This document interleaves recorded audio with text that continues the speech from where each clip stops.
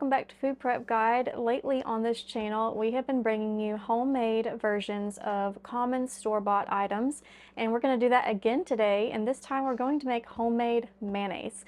Homemade mayonnaise could not be easier to make. I haven't been doing it for long, and so I'm no pro, but thankfully you do not have to be a pro because it really is that easy.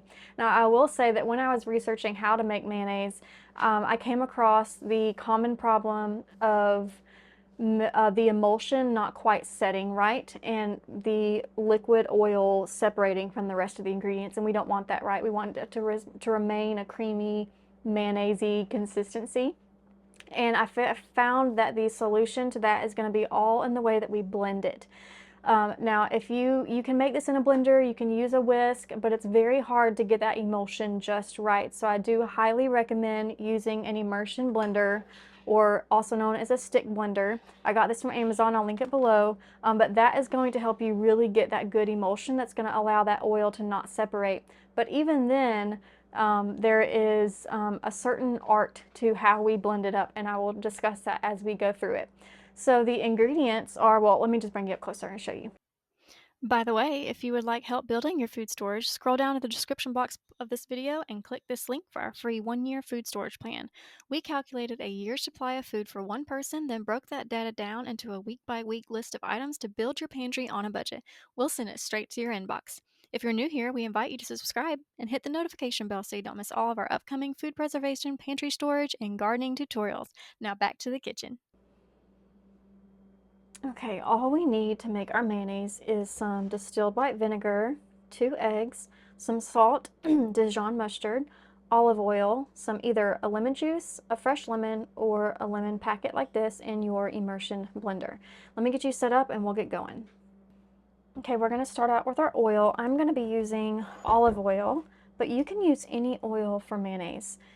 If olive oil, if you've ever had an olive oil based mayonnaise from the store, you probably are aware that it has a pretty strong taste. If you're looking for a more neutral flavored mayonnaise, I would go with avocado oil. You can certainly use vegetable oil, canola oil, that kind of thing. We just don't personally use those in our cooking. So I'm going to be making olive oil today. We need 1 cup. A pint jar is 2 cups, so all we need to do is fill it halfway.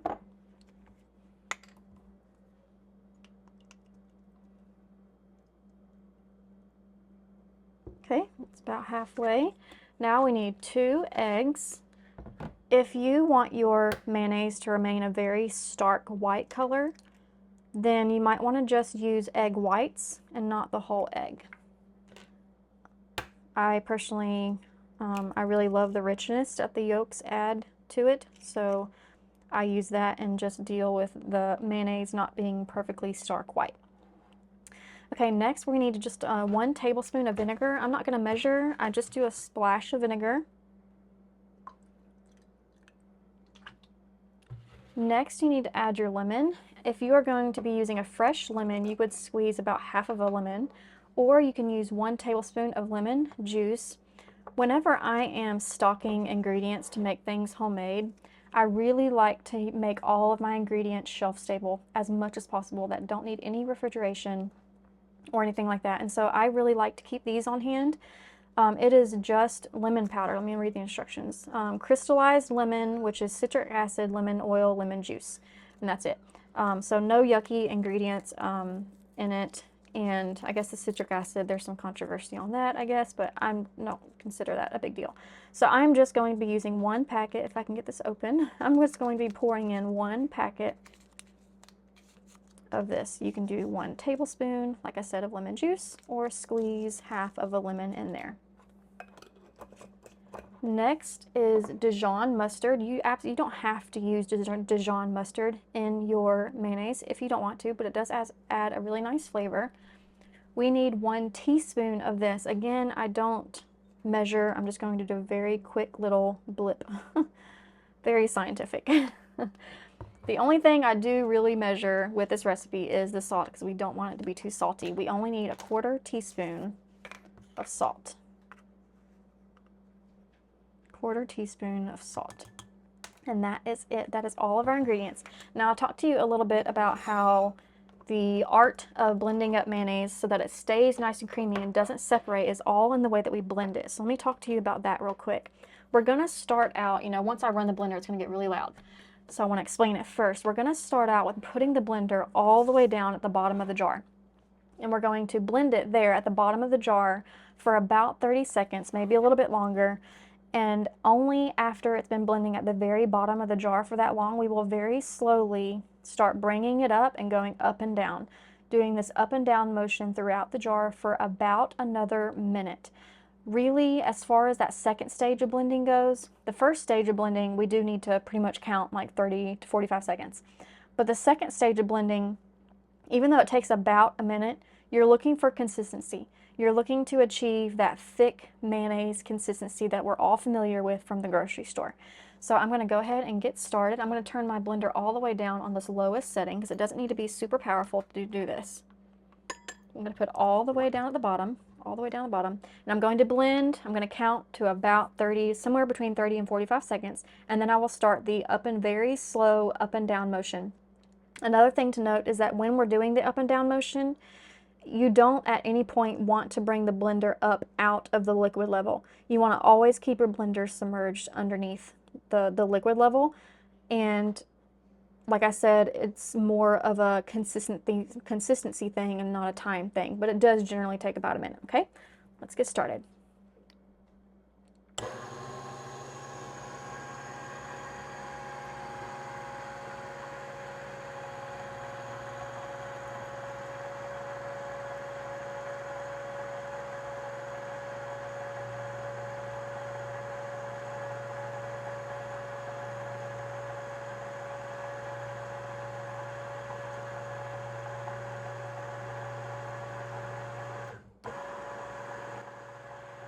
Now I'm going to start that slow up and down motion, being very careful not to come up above the liquid line.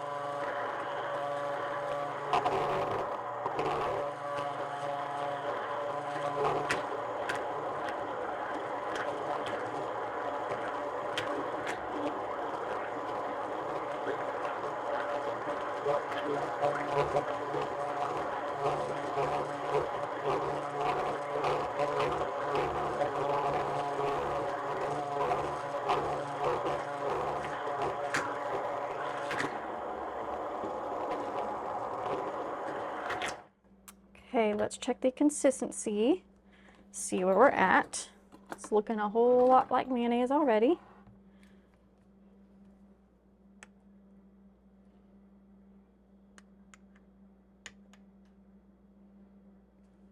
Okay, I think I could go a little bit longer so that's a little bit thicker. If I were to tilt my spoon, I think all of it would come falling off. Let's see, let's tilt it over this way.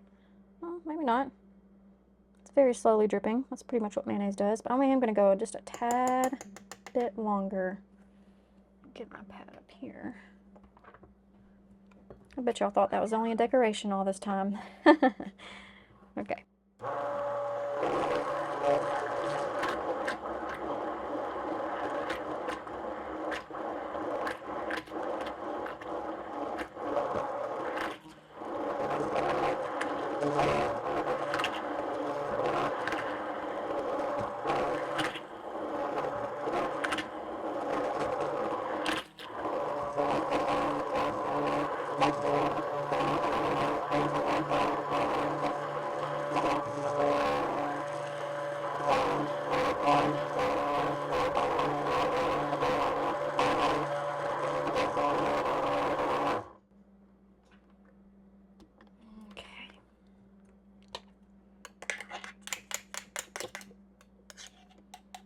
Okay, I'm gonna call that good.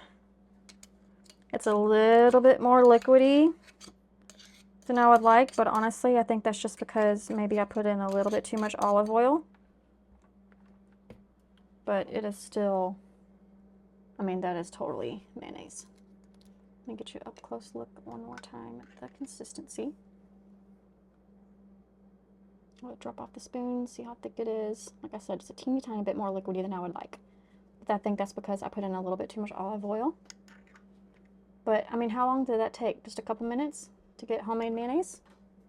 Pretty cool. I hope that helps y'all save some money and not have to buy that at the grocery store. We'll see y'all next time. Bye.